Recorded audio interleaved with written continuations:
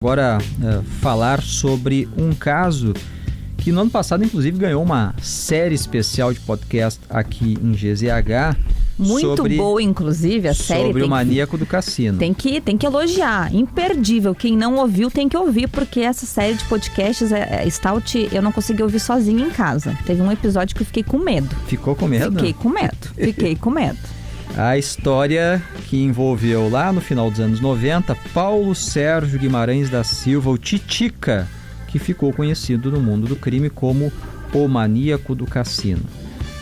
Ele matou 7 pessoas nas ações que fez na Praia do Cassino, no município de Rio Grande, entre o final de 1998 e o início de 1999. Foi condenado, eu acompanhei inclusive o julgamento na cidade de Rio Grande, a mais de 180 anos de prisão. Está na cadeia em Charqueadas desde 1999.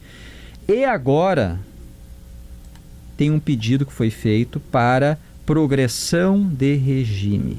E o Fábio Schaffner está conosco aqui no estúdio e vai explicar por que esse pedido, já que é uma pena tão grande, sempre se colocou como o prazo para saída, já que no Brasil o limite é de 30 anos, 2029, prisão 99, então 30 anos, 2029. Boa tarde, Fábio. Boa tarde, Stout. Boa tarde, Mariana. Boa tarde aos ouvintes. Exatamente, um caso que aterrorizou o Rio Grande do Sul, né, no final dos anos 90, até então. Não tinha costume de serial killers aqui no estado e teria sido o primeiro, pelo menos, do século XX, Paulo Sérgio Guimarães da Silva. Como tu bem explicou, Stout, a princípio a ideia que se tinha é que ele só poderia sair da cadeia em 2029, em que pese a legislação ter mudado agora há pouco no pacote anticrime do governo Bolsonaro, passou para 40 anos, né, o mínimo de tempo, o máximo de tempo de regime fechado. Inclusive para aqueles que já estavam... Não, mas para ele é 30, porque não pode prejudicar, né, em retrospecto. Só que o Paulo Sérgio Guimarães da Silva, ele trabalhou muito na cadeia, ele está recolhido desde 99 a PASC, a Penitenciária de Alta Segurança de Charqueadas, e ele acumulou 1.578 dias de pena cumprida através do trabalho, seja na faxina, na lavanderia, na manutenção predial ou na manutenção interna da PASC. Então, pelos cálculos da Vara de Execuções Criminais, da terceira Vara de Execuções Criminais de Porto Alegre, que é responsável por Charqueadas e pela execução da pena do Titica, para cumprir 1/6 da pena e progredir para regime semiaberto, ele teria que cumprir 30 anos e 9 meses de reclusão. E em 25 de outubro do ano passado, de 2025, ele cumpriu esse requisito. Ele tinha, à época, 30 anos e 11 meses de reclusão. Portanto, a Defensoria Pública do Rio Grande do Sul ingressou com um pedido de progressão de regime para que ele possa passar o dia fora, né, e pernoitar no presídio, regime semiaberto. Porém, esse pedido foi negado pelo titular da terceira vara, o Dr. Roberto Coutinho de Borba. O que nos surpreende até, de certa forma, né? A gente não sabia que ele trabalhava na cadeia, etc. e tal, mas não como é que era a rotina dele lá dentro. Que ele teve um atestado de conduta carcerária favorável, amplamente favorável, plenamente favorável, reproduzindo aqui as palavras utilizadas pelo juiz na decisão. Então ele teria cumprido ali 2 dos requisitos. Ele tinha o prazo e tinha comportamento. E tinha comportamento, exatamente. E por que negaram, então? Porque ele foi submetido a um exame criminológico que envolve uma avaliação social e uma avaliação psicológica. E nessas avaliações ficou entendido, né, por profissionais da SUSEP, uma delas psicóloga, que ele demonstra ainda pouca preocupação com o sofrimento ensejado das vítimas, né? Estou citando aqui exatamente as palavras que constam no laudo, que ele não compreendeu integralmente a gravidade dos crimes cometidos, em que, inclusive, quando ele relata esses crimes, ele corresponsabiliza as vítimas. Meu Deus! Exatamente. Inclusive ele fala que discutiu com as vítimas, estava correndo, discutiu, as vítimas agrediram ele verbalmente. Lembrando que ele, para quem não lembra desse caso, ele atacava casais que estavam muitas vezes, inclusive, namorando dentro de carro na beira da praia. Ele ficava circulando pela Praia do Cassino à noite, né? Então a Praia do Cassino ela tem esse trânsito, né, tradicional de carros, né, de dia, de noite, etc. As pessoas vão para a praia de carro, não é que nem no litoral norte aqui que fica na calçada, no estacionamento normal. Ele ficava acompanhando os casais, quando o carro parava, o motor desligava, os faróis apagavam, ele atacava, invariavelmente sequestrava, né? Botava o homem no porta-mala, circulava pela orla, ia para uma estrada vicinal e depois acabava executando o casal com roubava um tiro. E executava. Em alguns casos roubava, em outros não. Roubava o som, o automotivo, né? Naquela época se arrancava o som do carro. Executava geralmente com um tiro pelas costas, né? Ou na nuca ou nas costas. Foram 7 vítimas fatais, 7 vítimas assassinadas. Uma acabou tetraplégica, uma menina que até hoje está viva, tinha 14 anos na época. A única sobrevivente. A única sobrevivente. Aí teve um casal que ele soltou, que até hoje não sabe como é que escapou, porque que ele não agrediu. Ele sequestrou, torturou psicologicamente, colocou arma na cabeça, na barriga e acabou... Bom, ele é um psicopata, obviamente, e que bom que existe esse teste, né? Que é Aliás, capaz... muitas vezes se questionou, mas não se faz teste. A gente tem prova de que fizeram o teste e não encontraram condições de saída.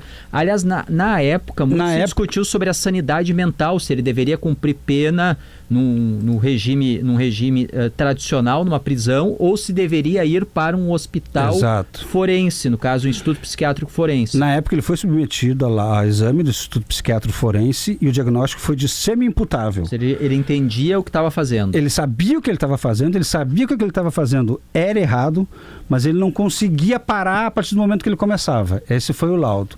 E aí, na justiça criminal, na justiça penal, a gente tem a medida de segurança, que ou seja, a pessoa não recebe uma pena, ela é uma medida de segurança, ela vai presa porque ela é inimputável, vamos assim dizer, ela não tem a noção dos atos, que aí não tem um período, então ela pode ficar, não existe prisão perpétua no Brasil, mas ela pode ficar o resto da vida presa em função... Pela quantidade da pena, né? Em função da debilidade, né?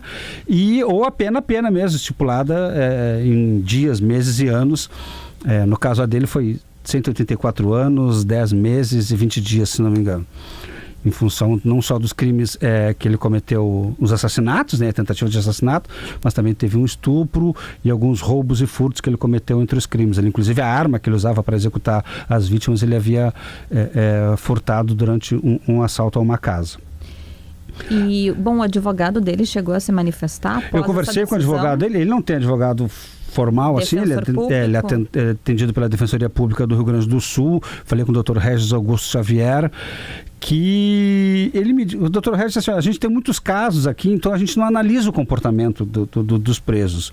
Bate o alerta aqui de que foi vencido, cumprido o prazo mínimo de cumprimento de pena, ou seja, 1/6 ali, a gente entra com o pedido.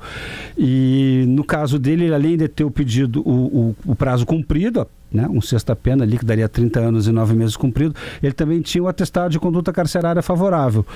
E o doutor Regis Xavier sustenta ainda que esse exame criminológico, que foi instituído a partir de uma lei de 2024, não devia se aplicar a casos de delitos cometidos anteriormente. Então, portanto, ele não deveria ter sido analisado, teve só havido os requisitos legais ali, pena e conduta, e ter sido liberado. Porém, há um costume, está havendo um costume aqui no Rio Grande do Sul de penas altas e crimes violentos, os juízes pedirem a aplicação desse exame. Estão certos. E aí, o que aconteceu? O Titica foi submetido a esse exame nos dias 4 e 6 de novembro de 2025. O laudo saiu no dia 11 de novembro de 2025. Já falando, né, dessa dificuldade dele, inclusive muita dificuldade de lidar com frustração, a reação dele ser impulsiva e não reflexiva, ou seja, elementos que também dificultam o retorno à vida em sociedade. Esse laudo ficou pronto no dia 11 e 2 dias depois, dia 13 de novembro, ele acabou se envolvendo numa briga dentro da cadeia. Ele estava lotado na cela número 5, acabou brigando com o apenado da cela número 1, deu uma cabeçada nesse apenado. Então, os dois foram... o rapaz teve que ir para o hospital, não tinha lesão visível, mas foi... O motivo da briga não se sabe? Ele fala que ele nega a agressão, mas diz que foi uma discussão ali entre os dois. Só que aí, por isso, ele foi punido com foi considerado uma falta grave, ele foi punido com 10 dias de isolamento, já cumpridos, obviamente, foi na época ali, mas o juiz destaca isso também no despacho como mais um elemento a mostrar a periculosidade latente dele ainda, né, nos dias de hoje, mesmo 26 anos, né, de 27 anos depois de preso praticamente, para sustentar a permanência dele na cadeia, né? Ele está lá trabalhando, ele trabalha na cadeia, trabalhou durante boa parte desse tempo, tanto que comutou esse período aí, 4 anos e 3 meses, né? 1.578 dias, mas vai seguir preso, e o juiz disse que uma nova análise pode ser submetida, né, à justiça em 12 meses, ou seja, em dezembro desse ano, de 2026. Esse exame que ele passou aqui e que foi reprovado, ele é aplicado, Fábio, só em criminosos assim com penas muito altas? Porque sabe o que me veio na cabeça na hora? O Ricardo Jardim, que foi o autor do crime da mala, que a gente noticiou semana passada, que estava solto e já tinha matado e concretado a mãe na parede. Tu sabe que a gente estava conversando ali na redação, a gente comentou sobre isso também. Essa é uma lei de 2024, né, que torna esse exame obrigatório. E como eu digo, a Defensoria entende que esse exame não deve ser aplicado para crimes anteriores a 2024, mas a Justiça está fazendo isso, né? Os juízes estão determinando que seja feito em casos de casos de crimes violentos e pena alta. Eu não sei quando é que foi solto, eu não lembro quando é que foi solto. Né? Foi antes, até vou pesquisar aqui. O Ricardo. Mas muito provavelmente, se ele tivesse sido cometido, se ele tivesse sido submetido, talvez, não sei se muito provavelmente, mas tem uma chance aí de não ter sido liberado, né? Porque ele incorreu no mesmo crime praticamente, né? Tem uma dúvida que chegando em 2029... muda alguma coisa ou ele só sairá um dia da cadeia se tiver esse laudo positivo? Olha, na época que eu estava fazendo o podcast, no ano passado, o entendimento é que 2029 acabou. Não tem, porque a legislação determina que, né, para ele, na legislação vigente na época que ele foi preso e condenado, pena máxima de 30 anos. Então, no momento que ele passar 30 anos recolhido, ele tem direito a sair. Isso aqui que a gente está tratando é progressão de regime, né? Ou seja, ele sai do regime fechado para o regime semiaberto. Em 30 é pro aberto. Em 30 é liberdade. No caso de 2029, exato. Liberdade. Eu pergunto isso porque no final do ano passado já rolou uma boataria na cidade de Rio Grande, sim, de que ele já estaria solto. E daí muita gente preocupada, inclusive te procuraram. Então provavelmente alguém ficou sabendo que ele já teria o pedido feito para progressão, e daí já se espalhou que ele estaria solto. Que isso não é muito ocorreu. Curioso, porque esse boato rolou em Rio Grande no dia 27 de outubro do ano passado. Pelo menos chegou até mim em 27 de outubro. Então, sei lá, desde o dia 26 mais ou menos devia estar rolando ali, porque os colegas da sucursal lá de GZH Zona Sul me procuraram dizendo que havia um burburinho muito grande na cidade, um sentimento de pânico percorrendo a população em função da possibilidade de que o Titica estava solto e de volta a Rio Grande.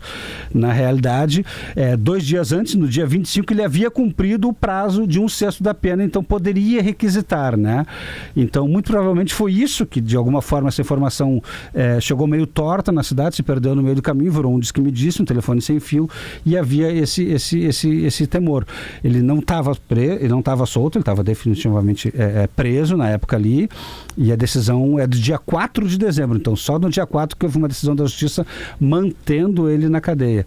Agora, depois de 2029 não há certo, não há certeza disso aí, muito pelo contrário, né? O que determina a legislação é que ele seja solto.